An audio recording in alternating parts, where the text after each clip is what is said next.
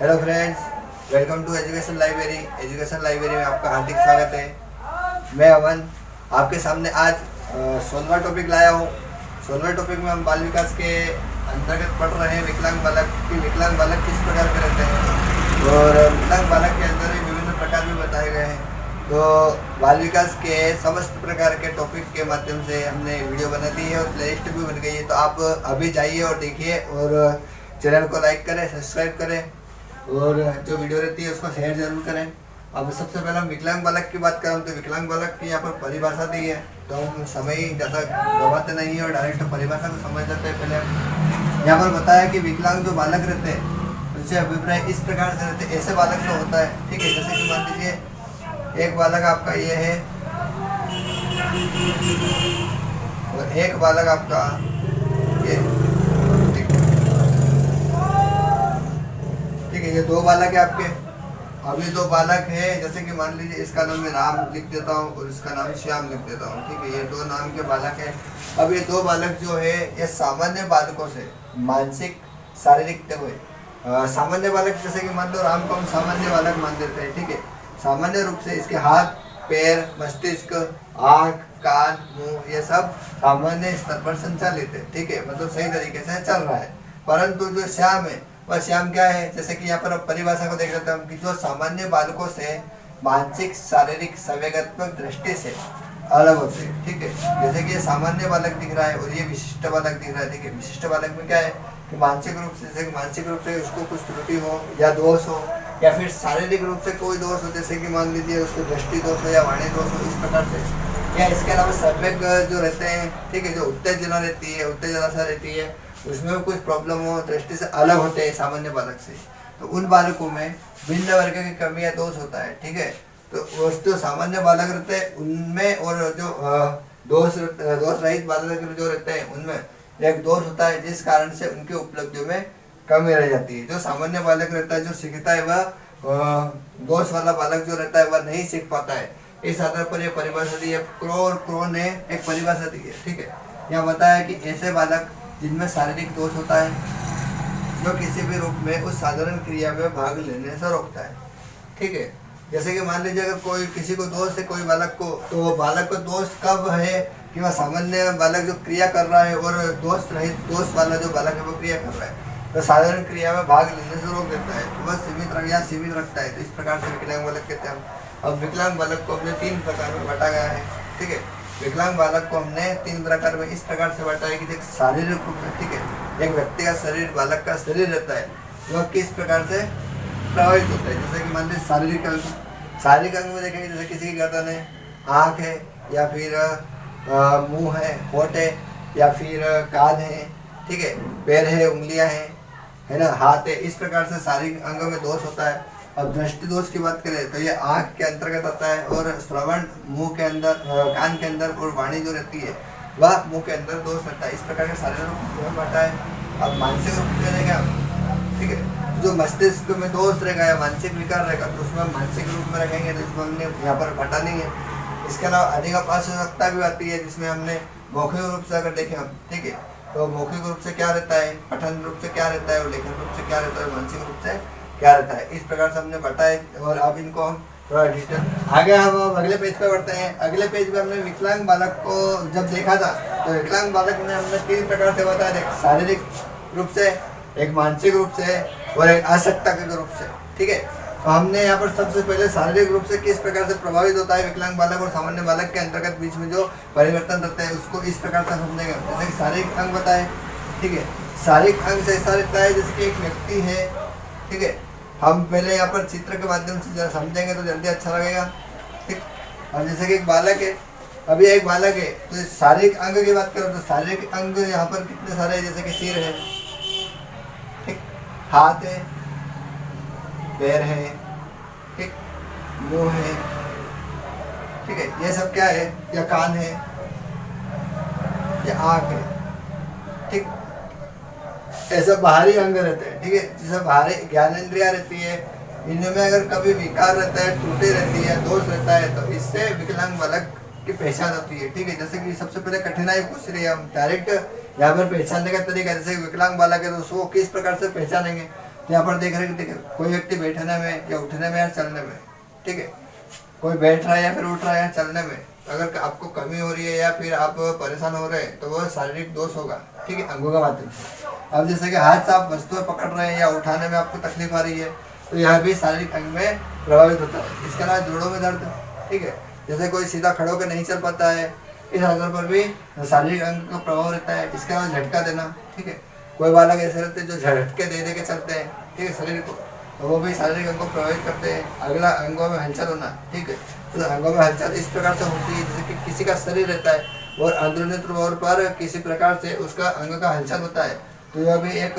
प्रकार से शारीरिक अंग को प्रभावित करते हैं। अब कोई अंग अधूरे रहते हैं, ठीक है, जैसे कोई बालक जन्म लेता है और जन्म से ही उसका गर्भावस्था में किसी आंतरिक विकार या फिर कुछ कमी के कारण उसके अंग परिपक्व नहीं हो पाते समय पर, जैसे कि किसी का कान एक अलग रह जाता है या फिर किसी को होठ सही नहीं रह पाते हैं, तो वह अंग अधूरे रहते हैं। जैसे कृत्रिम अंग जो रहते हैं, ठीक है, अस्पताल में कृत्रिम अंग जो मिलते हैं उस आधार पर उसकी त्रुटियां को पूर्ण किया जाता है, ठीक है, यह शारीरिक अंग देखें। अब दृष्टि दोष की बात करें तो दृष्टि दोष यहाँ पर सिर्फ अपने आँख के माध्यम से बात कर सकते हैं, ठीक है, जैसे कि एक बालक की जो आंखें रहती है, तो ऐसा बालक जिसकी आंख बचपन से जन्म से ही बनावट का सही नहीं होना आंखों की, या फिर उसकी आंख बार बार जैसे कुछ परेशानी होती है तो परेशानी में वह आंख मलता है बार बार। इसके अलावा उसकी आंखें लाल होती है समय समय पर, यह भी एक विकलांग बालक के अंतर्गत आते हैं। इसके अलावा उसका सिर दर्द करता है, ठीक है, जैसे कि मान लीजिए अभी मैं आपको पढ़ा रहा हूँ और आप पढ़ते पढ़ते आपका सिर दर्द करने लग गया है, ठीक है, तो कुछ त्रुटियाँ होगी, दृष्टि दोष या फिर आंखों के परेशानी के कारण आपका सिर दर्द करता है, यह विकलांग बालक के अंतर्गत आता है। अब आंख से पानी आना, ठीक है, या फिर ज़्यादा झुक कर पढ़ना किताबें, या फिर आपको थोड़ा मतलब जैसे कि किसी से चलते चलते टकरा जाना, या फिर आपको ऐसे डॉट वाला, जैसे कि मान लीजिए यहाँ पर एक बॉक्स रहता है और यहाँ पर डॉट बना हुआ रहता है और डॉट के अंदर ही एक आपका अल्फ़ाबेट रहता है, वो आप सही से देख नहीं पाते हो, तो वह आप दृष्टि दोष से ग्रसित हो, इस प्रकार से पहचान सकते हैं हम। अगला यहाँ पर श्रवण और वाणी दोष की बात की गई है, तो श्रवण और वाणी दोष जैसे कि मतलब बनावट की बात करें, ठीक है, तो जैसे कि मुँह रहता है ना, ये जो मुँह रहता है या कान रहता है, दोनों का जन्म से ही परिपक्व नहीं हो पाना या फिर विकार उत्पन्न होना, या फिर कान बहते रहते हैं, ठीक है, इसके अलावा खुजली चलती है या फिर उसमें त्रुटि रहती है, इससे भी हम विकलांग बालक की पहचान कर सकते हैं। इस प्रकार से विकलांग बालक रहते हैं। अब इसकी शिक्षा किस प्रकार से हम दे सकते हैं और इस प्रकार कैसे निदान कर सकते हैं, तो आगे समझेंगे हम। अभी हम यहाँ देख रहे हैं मानसिक रूप से, ठीक है, दूसरा पॉइंट है ये, दूसरा पॉइंट है मानसिक रूप से। अब मानसिक रूप से आप अगर अभी यहाँ पे आपने शरीर की बात की है, ठीक है, शरीर से जो दोष त्रुटियाँ होती है उस आधार पर बात की हमने। अब मानसिक रूप से अगर बात करें तो मानसिक रूप बुद्धि, ठीक है, बुद्धि का चैप्टर हमने पढ़ा है। अगर आपने अभी नहीं देखी है वीडियो तो बुद्धि का चैप्टर जाकर देख सकते हैं। उसमें बुद्धि और IQ के माध्यम से हम उसको बता सकते हैं, ठीक है। अब इसका जो जनक है वो अल्फ्रेड विने है, ठीक है, और जो परीक्षण किया है उन्होंने अल्फ्रेड विने ने किया है। अब इसमें देखें हम, जैसे कोई बालक के पास शैक्षिक उपलब्धि नहीं हो पा रही है, ठीक है, मानसिक रूप में ग्रसित है और शैक्षिक उपलब्धि नहीं हो पा रही है, जैसे कि मान लीजिए वह 7th क्लास का बच्चा है, ठीक है, अब आप उसको पढ़ा रहे हो, पढ़ भी रहा है, समझ भी रहा है, सब कुछ कर रहा है, ठीक है, और वह आगे नहीं बढ़ पा रहा है, ठीक है, वो उपलब्धि उस विषय में, उस पार्ट में या किसी प्रकार से उसको उपलब्धि नहीं मिल पा रही है, तो ये मानसिक रूप से एक दोष है, ठीक है। कोई बालक ऐसा रहता है कि अभी पढ़ा है और जैसे कि मैं आपको बता रहा हूँ ये और आप अभी भूल जाओगे, तो यह भी मानसिक रूप से एक दोष प्रभावित होता है। इसके अलावा एकाग्रता नहीं होती है, आपका मन भटकता है, ठीक है, जैसे कि स्कूल में बच्चे पढ़ रहे हैं और बाहर से कोई जा रहा है तो उसका मन भटक जाएगा, टीचर की तरफ नहीं रहेगा, यह भी मानसिक रूप का एक कारण है। अपेक्षा रहती है, ठीक है, एक विकलांग और बालक रहता है और सामान्य बालक रहता है, उसमें अगर शिक्षक अपेक्षा करेंगे, दोनों में अंतर करेंगे तो वह भी मानसिक रूप से ग्रसित हो सकता है। इसके अलावा विचार शक्ति की बात करें तो विचार शक्ति भी मानसिक रूप से प्रभावित होती है। जैसे कोई बालक रहता है और उसके जो विचार रहते हैं, ठीक है, उन विचारों को हावी ना होना या उसका अभाव होना या उनकी मान्यता नहीं रहना, इस आधार पर मानसिक रूप प्रभावित होता है। असफलता होना, असफलता की बात यह है कि अगर जो विकलांग बालक है अगर वह सामान्य रूप से बालक के साथ में वह कार्य कर रहा है या कुछ भी ऐसा कर रहा है, उससे भी मानसिक रूप प्रभावित होता है। आत्मविश्वास में कमी, आत्मविश्वास की कमी इस प्रकार से देख सकते हैं कि जो बालक रहता है उसमें, जैसे कि मान लीजिए यहाँ पर अगर कुछ आपका कार्यक्रम रखा है, ठीक है, अब सामान्य जो बालक रहते हैं सामान्य बालक कार्यक्रम को अटेम्प्ट कर रहे हैं, परंतु आत्मविश्वास की कमी के कारण मानसिक रूप से जो प्रभावित बच्चे हैं वह नहीं कर पा रहे, तो इसमें भी आत्मविश्वास की कमी होती है। अब संप्रेषण का अभाव, जैसे कि सामान्य बालक तो ज़्यादातर बातचीत करते रहते हैं, जिससे टीचर बोलते हैं कि आप चुप रहो चुप रहो चुप रहो। और जो विकलांग बालक रहते हैं, मानसिक रूप से प्रभावित बालक रहते हैं, वह संप्रेषण का अभाव रहता है, बातचीत ज़्यादा नहीं करते, अकेले रहना पसंद करते हैं, और जो अजनबी आते हैं उनसे शर्मा कर या फिर ऐसा बोलना पसंद नहीं करते। अब स्व कार्य में कठिनाई, अगर मान लीजिए कोई टीचर आपको प्रोजेक्ट या असाइनमेंट देते हैं, ठीक है, तो आपको खुद करके लाना होता है, तो उसमें आपको कठिनाई होती है, आप उसको सही से कर नहीं पाते, वह मानसिक रूप से प्रभावित रहता है। अगला अगर तर्क शक्ति का अभाव देखेंगे, ठीक है, और तर्क शक्ति जो गणित का पाठ्यक्रम रहता है उसमें भी काफी मात्रा में प्रभावित होता है। जैसे कि एक टीचर ने आपको यहाँ पर एक सवाल समझा दिया है, ठीक है, अब ये सवाल समझा दिया, आपको इसी उदाहरण के आधार पर एक सवाल आपको करके लाना है, तो आप तर्क शक्ति नहीं कर पा रहे हो, तो मानसिक रूप से प्रभावित है, ठीक है। धीमी गति से जो बालक सीखते हैं, ठीक है, आप जैसे कि सामान्य रूप से आप समावेशी शिक्षा के अंतर्गत पढ़ाते हैं, पर मानसिक रूप से जो तनाव वाले बच्चे रहते हैं वह धीमी गति से सीखते हैं, तो आपको थोड़ा उनको समय भी देना पड़ता है, और उनको वापस से जब तक समझ में नहीं जब तक समझाना पड़ता है। इसके अलावा समझने में कमी आती है, ठीक है, कोई बालक जल्दी सीख लेता है, कोई बालक धीरे से सीखता है, इस आधार पर भी होता है। तो अगले पेज पे देखिए, हम अगले पेज पे दिखाया गया है तीसरा पॉइंट अधिगम आवश्यकता। इसके पहले हमने देखे दूसरा और पहला पॉइंट है जिसमें शारीरिक अंग और मानसिक अंग देखे हैं समझकर। इसके अलावा तीसरा अधिगम आवश्यकता देखेंगे, और इसके बाद में देखेंगे हम शिक्षा के आधार पर हम किस प्रकार से विकलांग बालक और सामान्य बालक में मतभेद समाप्त कर सकते हैं। इसके अलावा उसको निगरात्मक पद से क्या रहते हैं। अभी हम अधिगम आवश्यकता का तीसरा पॉइंट समझ रहे हैं। यहाँ पर अधिगम आवश्यकता को 5 या 6 भागों में बांटा है, ठीक है। जैसे कि एक मौखिक रहता है, ठीक है, जब आप बोलते हो मौखिक में बातचीत होती है, संप्रेषण होता है, तो यहाँ पर अफेजिया और डिस्फेजिया, ठीक है, वाणी विकार रहता है। वाणी विकार किस प्रकार से रहता है,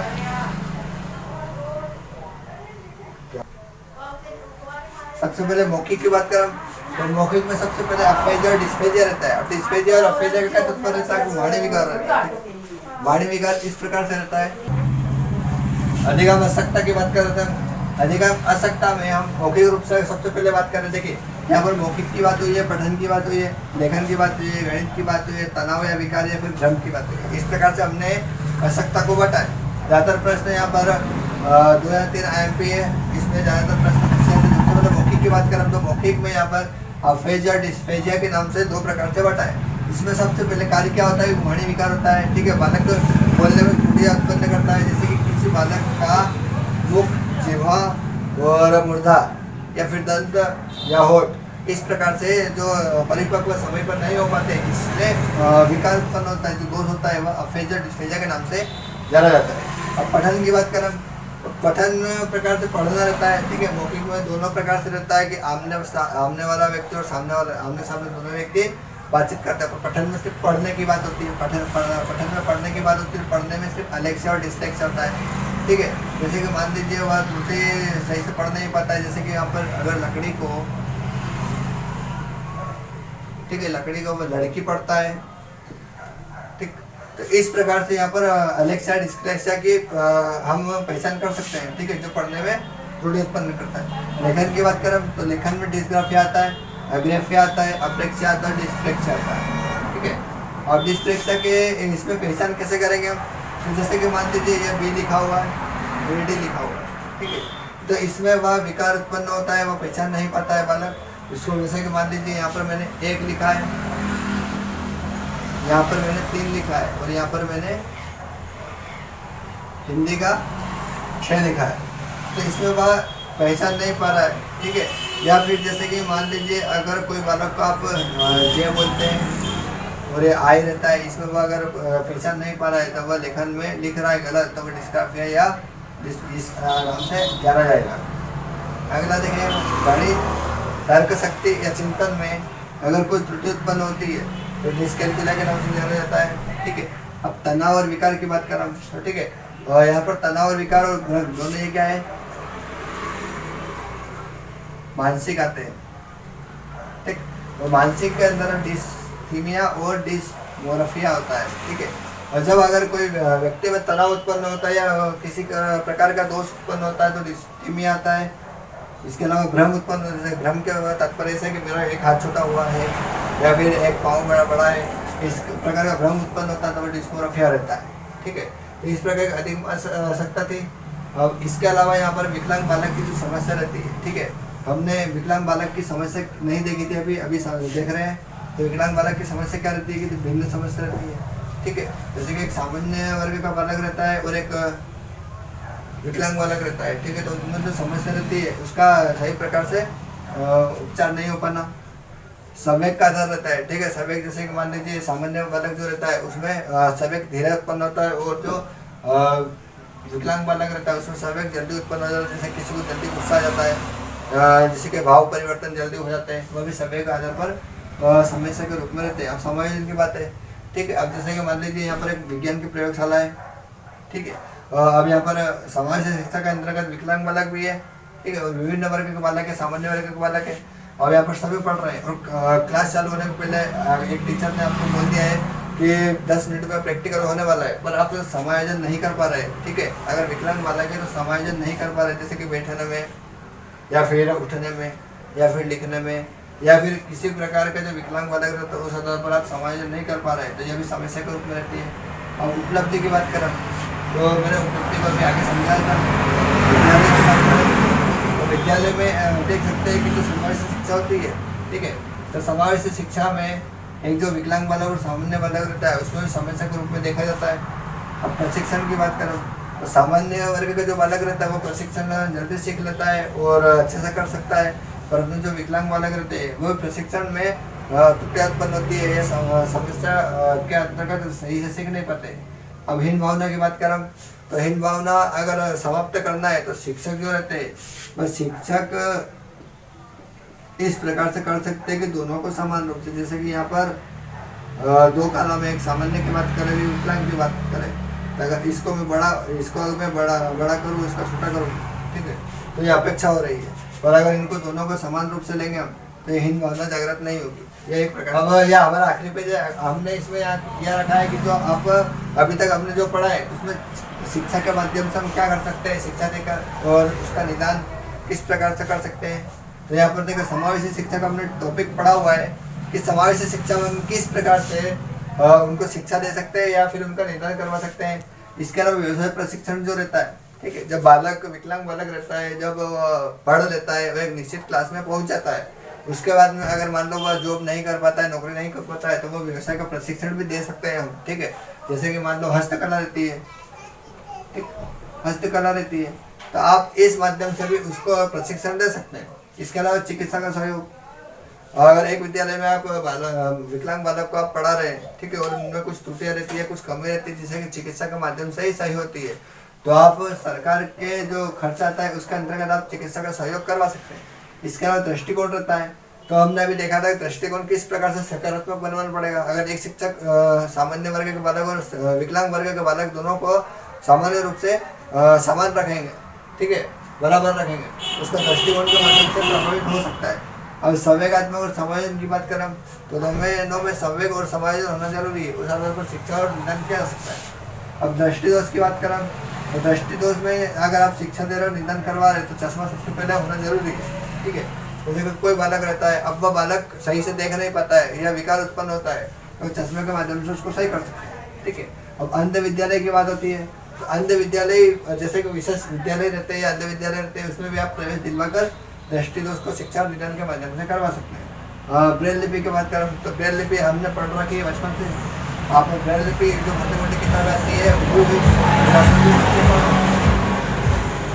अगला हवा और प्रकाश की बात है, ठीक है, जब एक परिसर है, एक कमरा है, ठीक है, एक भवन है, तो उसमें निश्चित रूप से हवा आना चाहिए समय समय पर, और जो प्रकाश रहता है वह भी सही से होना चाहिए। अब इसके अलावा श्रवण वाणी दोष जो रहता है उसमें शिक्षा और निदान क्या रहते थे, विशेष विद्यालय रहते हैं। ठीक, वैसे समावेश शिक्षा जो रहती है उसमें विशेष विद्यालय की बात नहीं कही जाती है, पर जो विकलांग बालक रहते हैं और ज़्यादा गंभीर रहते हैं तो उसमें आप विशेष विद्यालय का प्रयोग करवा सकते हैं। इसके अलावा सांकेतिक भाषा रहती है, ठीक है, जैसे कि मान लो सुनने में किसी को कमी रहती है या समझ नहीं पाता है, तो आप वह होठों के माध्यम से या संकेत के माध्यम से वह जल्दी सीख सकता है। ठीक है, छात्र शिक्षक का संबंध सकारात्मक रूप से होना चाहिए। इसके अलावा सहानुभूति होना चाहिए। सहानुभूति इस प्रकार से होना चाहिए कि अगर बालक थोड़ा सा सही कर रहा है, जैसे कि प्राथमिक स्तर के बच्चों को हम अगर पढ़ाते हैं, ठीक है, प्राथमिक स्तर के अगर बच्चों को हम पढ़ाते तो अभी जो विद्यालय में क्या रहता है कि अगर आप वो जरा सा अगर अच्छा करेगा तो उसको बोलेंगे वाह बेटा बहुत बढ़िया, वेरी गुड। इस आधार पर भी सहानुभूति बच्चों में जल्दी उत्पन्न हो जाती है। इसके अलावा नियंत्रण होना चाहिए, ठीक है। अगर विकलांग बालक अगर सही रूप से कर रहा है या थोड़ा सा भी अगर बिगाड़ देता है तो वहाँ पर नियंत्रण आवश्यक जरूरी है, चिकित्सा भी जरूरी रही है।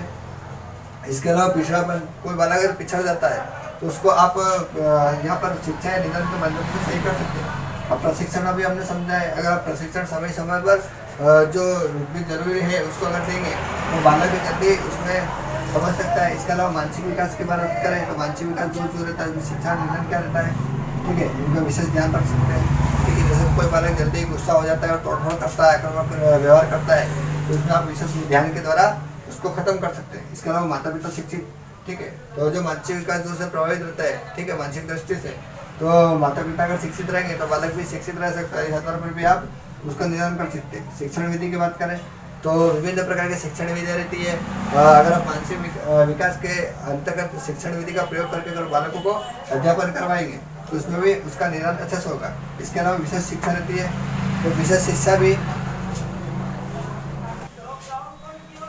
शिक्षा की बात है, अगर जो सामान्य वर्ग या विकलांग बालक रहते हैं उसमें विशेष शिक्षा देकर भी हम उनको निदान या शिक्षा के माध्यम से उनको बता सकते हैं। तो इस प्रकार का आज का हमारा टॉपिक था। अब प्रैक्टिस सेट देख लें हम प्रश्न देख रहे हैं। यहाँ पर प्रश्न दिया गया है कि राष्ट्रीय दृष्टि बाधिता संस्थान स्थित है, ठीक है। तो ये संस्थान कहाँ पर है? शिमला में, कोलकाता में, देहरादून में, दिल्ली में। तो यहाँ पर इसका सही आंसर देहरादून है, ठीक है। तो यहाँ पर देहरादून हो जाएगा। इसके अलावा अगला प्रश्न देखेंगे। अगला प्रश्न है, प्रिया एक मानसिक रूप से विकलांग बालिका है, उसकी क्या समस्या हो सकती है, ठीक है। अगर मानसिक रूप से विकलांग है तो क्या समस्या होगी? देखो, आत्मविश्वास में कमी भी होती है ना। सीमित बातचीत करना, यह भी जरूर सही बात है, सीमित बातचीत करती है। इसके अलावा स्वयं के कार्यों में कठिनाई महसूस करती है।